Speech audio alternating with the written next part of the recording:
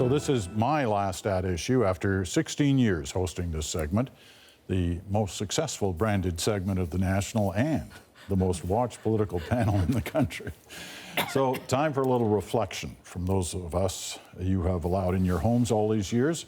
Andrew and Chantel are here, of course, and so are Althea Raj and Jennifer Ditchburn. Okay, let's get started. Watch your monitors.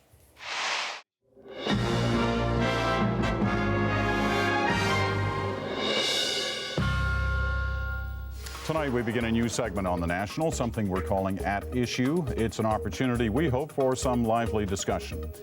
Let's cut to the chase here. What's really going on between these two? I think they're groping, feeling each other out.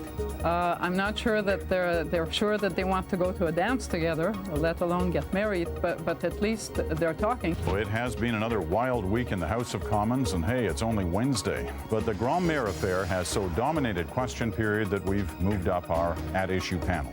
I think you can look at it on different levels, Peter. On the one hand, you're talking about the Prime Minister's conduct, not just in the matter of this one hotel, but in a whole range of grants and loans that were made in his riding to rather unsavory characters. Are we to have a parliament where the only leader of the opposition that is in his seat is the leader of the Bloc Québécois? Are we to have a mandate where you have an election in the shadow of this scandal, so that either you get in, the government gets in without all the facts being known, or the opposition gets in because of, by default, people are so scorched by it. Either way, it's not a mandate. If the scandal is so big, the shadow of it is not going to go away between now and next fall or even next year. It's supposed to be a huge scandal. It's going to be a very long shadow, by the way. Who knows?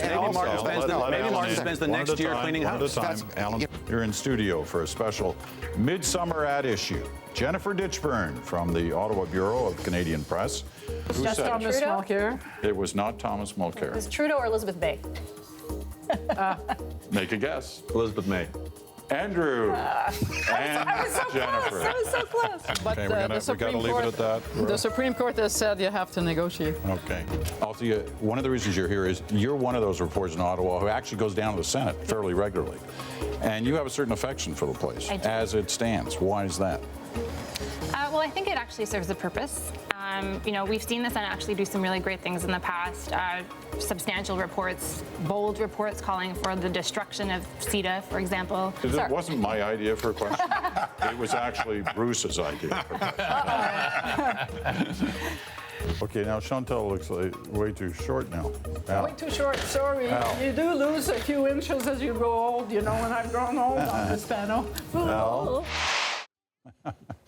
All right. So that was fun, and there's no accounting for ties at some points in our history. So let's move on from those old pictures and talk about actually our time covering the issues that dominate the public's agenda through their Parliament of Canada. What's the biggest change you've experienced in covering Canadian politics during all this time, Andrew? I think I would say that the change in technology that has affected the way that we do our business. If you look, for example, at covering elections, it used to be when you went on the leader's bus, you were the most isolated people in the country. You knew nothing except what was happening on the bus, except for occasional phone calls. Then email came in, and everyone was on their emails corresponding with each other all the time. Then you get into social media, and it's just nonstop, 24 hours, constant.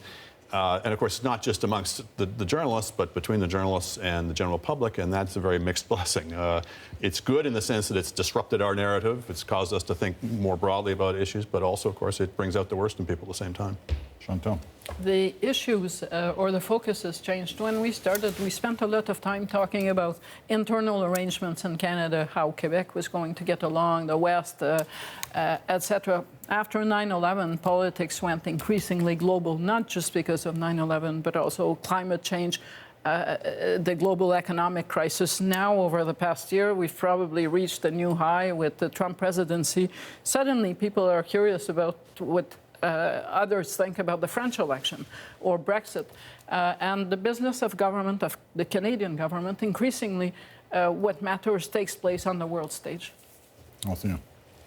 So my perspective is a bit more short term, but I don't actually think that much has changed. The only two governments I've really covered are Stephen Harper's and Justin Trudeau's, and they were both elected thinking they were going to bring in these giant winds of change, that they were going to be this ethical and principled government. And then, you know, a few months in, a year in, it's the same thing. So I would just say nothing has changed. Okay, Jennifer. I would say the position of women in politics and covering politics. So when I arrived in 1997, 15% of the Commons were women. Now it's 26%. I wish it was more. But also when I started reporting, it was mostly men that were counted on to be pundits, columnists. Thank goodness Chantal's been there though for all this time. And now, you know, it's a good thing to see women hosting political shows like Rosemary Barton. I'm the first editor-in-chief of Policy Options, female editor-in-chief. And for me, that's been the biggest change and technology in covering politics. Let me reemphasize that for you because it's so true. Here's a picture of the Bureau, the Ottawa Bureau, the CBC, back in 1978. Wow. Where we all gathered, all us guys, you know, from Mark Phillips there on the right is at CBS now, John Blackstone in the back, he's at CBS, Brian Stewart, myself, Don McNeil, the late Don McNeil. I don't know who that guy is in the foreground there. And there's David Alton in the background and Knowlton Nash, of course. And of course, that's Mike Duffy. Anyway, that was the Bureau in '78. All guys. Look at the Bureau today. Look at the Bureau today.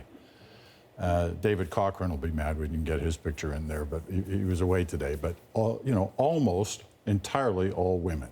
And you see that change obviously in Ottawa, and not just in our bureau, but you see the change too on the, you know, on the foreign correspondent field, especially at the CBC, where all the big names are women out there. Most of the big names are women.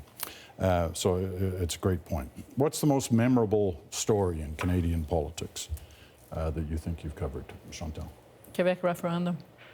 Which one? All that came Which the one? 1995. I was too young for the other one. Oh, of course. Only I covered them both. I had a year in the business, so they didn't send me to cover the big story. But the 1995 referendum, but that's really a 10-year story, right? It starts in 85, 86, and it goes on to 97 and on. It was a defining moment. I think, in very many ways, and it also spoke, and it's easy to say in hindsight, to the sturdiness of Canada, because frankly, the sovereignty issue was better defended by people who were more articulate than those who defended Canada in the lines that they chose to do it. And here we are, 20 years later. Althea. The 2008 coalition crisis, where... That was a great story. Yeah, it was really interesting. I remember about it. waiting outside Rideau Hall, freezing because it was the winter, for Michaëlle Jean to take her sweet time deciding whether or not to grant Stephen Harper prorogation. But that was really exciting, the fact that the opposition could gang up together and try to basically, well, Stephen Harper used to say overthrow the results of the last election, but they were totally legitimately allowed to do what they tried to do. And I was in fact surprised that the Governor General decided to grant Mr. Harper that prorogation. And well, when they came back, the opposition had lost their appetite and had a new leader, and the mess from the previous November was gone and forgotten. You know, I don't think we still know enough of what actually happened in that room with Michaëlle Jean and Stephen Harper. True. She's never you're right, really it was said long, It was why. a couple of hours, wasn't it? It was a long time. Yeah, it was at least 2 hours. This was the ad issue we ran that night, or a clip from it. Watch this. It's been a remarkable last 8 days, a political crisis that's seen everything from accusations of treason, dishonesty, and flat-out incompetence. Can this mess ever be put back together again? For the fourth night in the last week, we turn to three of the most respected political analysts in the country. That, of course, the At Issue panel. Chantal is in Montreal, Andrew's in Ottawa tonight, and Alan is here in Toronto. Well, the Prime Minister gets his wish. The Governor General shuts down Parliament. So those were the best At Issue panels, you know. You guys were just faces in boxes, and I got to do all the talking. That was unfair. I thought we were actually going to watch you say something, but we ran out of time. Later, we'll do that. Is there a memorable moment or specific panel that you can recall that has stuck in your mind all this time? Althea? Me? Well, can I just say last week, no, 2 weeks ago, 3 weeks ago, the Conservative Party convention, Chantal was writing her column, and I think, and it was Andrew and I said something about the social conservatives. Andrew Scheer, who is personally a social conservative, who has a perfect anti-abortion voting record, who is opposed to gay marriage, who does not believe in giving transgendered individuals more of a human rights protection as the Liberals have proposed, but someone who also has said he will not allow them, or he plans not to allow them, to table legislation and motions to make their point heard. With Maxime Bernier, who doesn't live those values at all, has walked in the gay pride parade, is not an anti-abortionist, but has told the caucus, you can table whatever you want. And Andrew, after I was done talking, looked at me and said, that was really smart. And that was the first time you've ever said that to me. They have reason to be worried now. I thought it many times. I'm sorry she doesn't remember me sitting there. I'm sorry. I knew there was Jennifer. one, there's just the two of us, and then there's three. Jennifer. Well, I'm going to cheat, Peter, because we go back to when I worked at the CBC. Yeah. And so for me, one of the most memorable times on TV together was the 2003 Conservative Leadership Convention, which was one of the last real delegated conventions. That's right. And I just had so much fun doing 14 hours or something of live television on the floor and talking to people. And then there was the David Orchard thing, and I went on, and that was just a blast. Sorry, that was Elsie Wayne in my shot there. Quite a few people crossed the floor, and I think now you're starting to see some more key people come over from the Scott Bryson campaign. Played that back for Peter MacKay a couple of weekends ago at the Tory Leadership Convention. And it was. I mean, I totally understand the arguments about why some people think the current system is better, but boy, for the media, there was nothing like the delegated conventions. Chantal? The hardest thing I found that I had to do on this panel was call who did well on leaders' debates 5 minutes after they were done on at issue. Because once you've said it, you can't go back. And in 2004, Paul Martin, Stephen Harper's first campaign, I'm standing next to the CTV person who gets to do that, but he's already on air and he's saying Stephen Harper won all the way, and I know I'm going to say Paul Martin. And Alan is in Toronto, and people always ask, do you talk to each other? And no, we don't know what the others are going to say. So I say Paul Martin, and I explain, you're skeptical, I can hear it. And then Alan says it too. And the third guest, I can't remember, says that too. I remember you were dumbfounded by our collective notion that it was Paul Martin, and we were right. He rose, and Stephen Harper fell back. You mean there have been times when you've been wrong? Yes. That's a different program. We did the panel one time out in Vancouver in front of a live audience. That's right. We're at the Chan Center for the Performing Arts on the campus of the University of British Columbia. As you can see, we have a live audience tonight. Up on stage, our at-issue panelists. Andrew Coyne, the national editor of Maclean's magazine. It was a lot of fun. I think it went really well. But I remember there was a row of people in the second row with a kind of a fixed expression on their faces. And I thought, they're going to jump up with a banner or something. But no, they were very well behaved. But they came up and they accosted us in the hallway afterwards. And they were 9/11 truthers. And my fellow panelists, Alan and Chantal, bravely turned and fled. Oh, yes. So I thought somebody has to stay and talk to these people. And of course, there's not much you can really say. I see things a different way. But I thought afterwards of what I should have said to them, which I'm going to say in similar circumstances in the future, which is, are there any conspiracy theories that you don't believe? And if they say yes, then my answer is, well, whatever it is makes you not believe that one, that's why I don't believe yours. You've been thinking about that for years. All those years you've been thinking about it. Okay, we're going to take a short break here, but we've got some of your questions, and we want to get to them as well about at issue and the times we've had around this table. We'll be back in a moment. Welcome back. Andrew, Chantal, Althea, and Jennifer, all at the table this evening. Final segment, your questions. Let's start with this one from Kathy Patterson. Please comment on the objectivity bias of media in political reporting. What should the public believe on this topic? Love the panel, by the way. She obviously doesn't think we have a problem. But the issue is one that constantly comes up. Jennifer, why don't you try? I think that something the public doesn't realize is that most journalists go through journalism school, and they're inculcated in their newsrooms that everything has to be balanced. They have to get both sides. It becomes a sort of religion for professional journalists. I think people don't realize that if that straying too far from that, or having someone accuse you of being partisan, that's one of the most terrible accusations you can make, because you grow into your career with this feeling that you have to be fair and balanced. I don't use the word objective because I think everybody has their own perspective, but I think people don't understand the values that journalists are trained in from the get-go. Sometimes harder to make that defense as a columnist. Yeah, and I mean, columnists do have biases, but I'm not quite as sanguine as Jennifer. I mean, it exists. I just think it's too simplistic when people talk about the media having a bias. There's a lot of individual people and individual organizations, and they all have their own agendas. A lot of those biases are biases to making our jobs easier, and a lot of the worst journalism comes out of that, not from sort of shortcuts and that kind of thing, rather than explicitly ideological biases.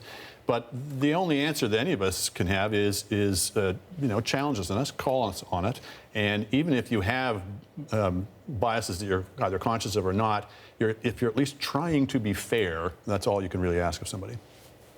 Chantal? For most journalists, I think the story is always more interesting than your actual opinion. We were talking about the Quebec referendum. It was a great story. Everyone had an opinion on what outcome they wanted, but the story was so much more interesting than whatever you may think.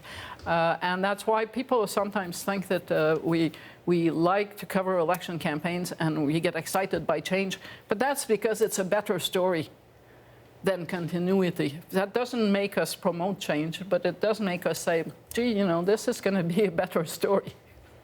I think there are very few outlets who have a pure ideological bent, like apart from the Rebel, and I think most of us here would not consider that a journalistic organization.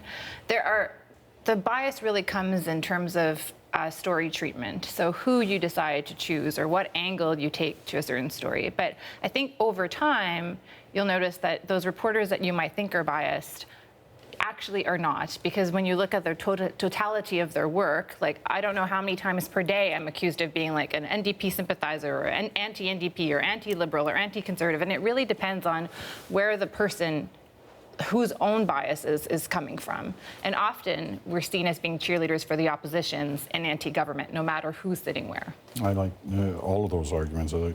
Andrew's issue about, the media is not a monolith. We all operate on different standards and policies and guidelines, and people don't tend to keep that in mind. But just to take an example, even the thing of getting both sides can have a bias to it, because there may be 9 sides, or there may be 2 sides, but one of them is crazy. So these things are all constant challenges to us as journalists. And also there's more sort of big objective issues. So for a long time, no one would write about childcare being a valid public policy issue, a national childcare program. And in fact, I still think in the media there's this tendency to say, oh, that's just baloney. We shouldn't even discuss it. So I think that there's sort of bigger trends of things that we won't address as a media, and I think some of those are changing. One of the things we've done on this panel is people brought different views on the same issues.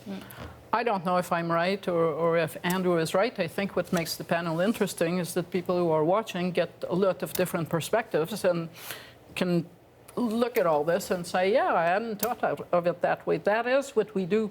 We are supposed to provide some light. We're not supposed to provide the absolute truth. You must buy mine and not his. All right, 30 seconds left. Alan Gorman wants to know, when I asked Andrew and Chantal, as the two who've been here with me the longest, whether there have been any actual funny moments that we've had on this. Maybe not on air, but we did a show one time where we taped the whole show. At the end of it, we were told, sorry, the tape machine didn't work, whatever, and so we had to do it again and sort of force spontaneity a second time. And then at the end of that, we had to tape it again. So we did 3 times telling the same jokes, and it was horrible. Yeah, we're lucky that over 16 years, I think there have only been a couple of times where that's happened. The weekend that Paul Martin was fired / resigned from Jean Chrétien's cabinet, you wanted to do Nat issue panel, right. And we went live in Atlantic Canada for the first one. I'd had a sore throat. You asked me a question, and I sat there smiling for 10 minutes. I could never utter a word. Then you found someone else to sit in the chair for the Quebec and Ontario one, and I thought, if ridicule does not kill me today, I'm safe. No social media back then. No. Still, it's somewhere in the archives, I'm sure. I'm sure it is. Chantal, I know you've been fighting this this chest congestion bug that's going around, but try and get the words out for us. Yes, I'm rendered speechless in Ottawa. Peter, I think that Martin may have an indelible mark, but my Mr. Chrétien came the same way, and I'm going to stop here because my voice is going. Okay. Listen, it's been a pleasure working with all of you all these years. It's been great insight, and I will keep watching as you move into the future. Barring anything huge on the political scene in the next week, that wraps up my time at the helm of that issue.